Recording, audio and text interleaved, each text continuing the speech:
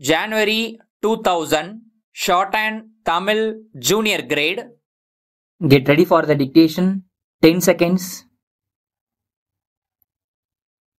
5 seconds.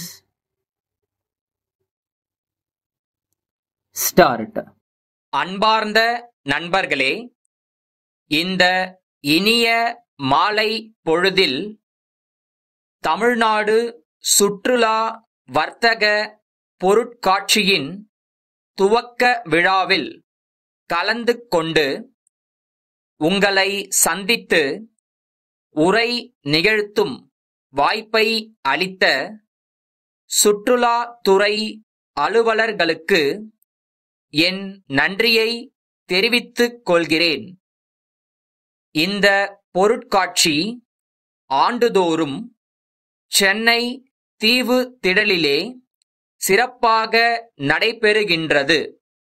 குறிப்பாக இந்த ஆண்டு நமது நாட்டின் சுதந்திர பொன்விழா ஆண்டாக இருப்பதால் இங்கு அரங்கங்கள் அமைத்துள்ள பல்வேறு துறையை சேர்ந்தவர்களும் தங்கள் துறைகளில் கடந்த 50 ஆண்டுகளில் ஏற்பட்ட முன்னேற்றங்கள் குறித்த தகவல்களை வெகு அழகாகவும் விரிவாகவும் சித்தரித்து வழங்கி இருக்கிறார்கள்.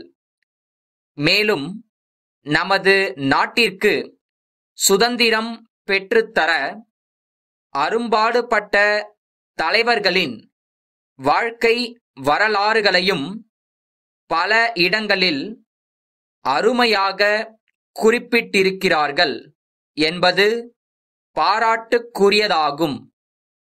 நான் இந்த விழாவிற்கு வரும்பொழுது ஒரு நண்பர் கேட்ட வினாவையும் அதற்கு நான் அளித்த விடையையும் இங்கு தெரிவிப்பது அவசியம் என கருதுகின்றேன். ஏனெனில் உங்களில் பலரது மனதில் கூட அத்தகைய வினா ஒலித்துக் கொண்டிருக்கக்கூடும்.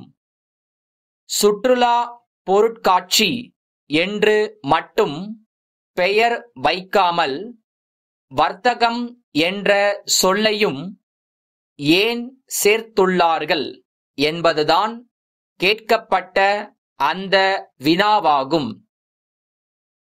பொருட்காட்சிகளுக்கு வருகை தரும் பல்லாயிரக்கணக்கான மக்கள் தங்கள் வீட்டு உபயோகங்களுக்கு தேவையான பொருட்களை அதிக அளவில் வாங்குவதில் ஆர்வம் காட்டி வருகிறார்கள். இதனால் இத்தகைய பொருட்கள் தங்கள் பகுதிகளில் எங்கெங்கே கிடைக்கும் என்ற விவரத்தை தெரிந்து கொள்ளவும் வர்த்தக நிறுவனங்கள் தம் தயாரிப்புகள் குறித்த விவரங்களை மக்களுக்கு விளம்பரப்படுத்தவும் சுற்றுலாவுடன் இணைந்த வர்த்தக பொருட்காட்சிகள் மிகவும் பயனுள்ளவையாக அமைகின்றன.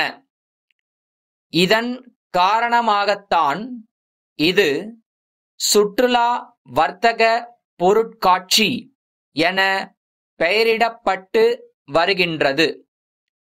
இத்தகைய பொருட்காட்சிகளை சென்னையில் மட்டும் அல்லாது பல்வேறு மாவட்ட தலைநகரங்களிலும் நடத்த தமிழக அரசு முடிவெடுத்துள்ளது என்ற அறிவிப்பை இங்கு வெளியிடுவதில் மகிழ்ச்சி அடைகிறேன். இன்னும் பல கருத்துக்களை கூற விரும்பினாலும் நேரம் அதிகமாகிவிட்ட காரணத்தால் காலத்தின் அருமை கருதி இங்கு வருகை புரிந்திருக்கும் அனைவருக்கும் என் மனமார்ந்த நன்றியை தெரிவித்து அமைகிறேன். வணக்கம். தஞ்சை சரபோஜி மன்னர் சாலையில் இருக்கும் வழக்கறிஞர் சீனிவாசன், சென்னை மயிலாப்பூர் தெற்கு வீதியில் வசிக்கும் வழக்கறிஞர் கோவிந்தனுக்கு எழுதிய கடிதம். ஐயா, நான் உங்களிடம் நேற்றிரவு தொலைபேசி மூலம் தொடர்பு கொண்டு தெரிவித்தபடி சுதாகர் என்பவர் நாளை உங்களை நேரில் சந்தித்து அவரது வழக்கு குறித்த விவரங்களை விவரிக்க இருக்கின்றார். இவ்வழக்கு குறித்து தங்களுக்கு தேவைப்படும் ஆவணங்கள் மற்றும் கட்டணம் ஆகிய விவரங்களை அவரிடமே தாங்கள் தெரிவிக்கலாம். அடுத்த மாதம் சென்னை உயர்நீதிமன்றத்திற்கு ஒரு வழக்கு தொடர்பாக நான் வரவேண்டியுள்ளதால் அப்போது தங்களது அலுவலகத்தில் சந்திக்கிறேன். தாங்கள் இந்த ஆண்டு கோடைக்கால விடுமுறையின் போது எங்கள் ஊருக்கு வந்து சில தினங்கள் எங்கள் குடும்பத்துடன் தங்கிச் சென்றால் நாங்கள் மிகவும் மகிழ்ச்சி அடைவோம். தங்கள் வளமிக்க எதிர்காலத்திற்கு எங்கள் மனமார்ந்த நல்வாழ்த்துக்கள். தங்கள் அன்பார்ந்த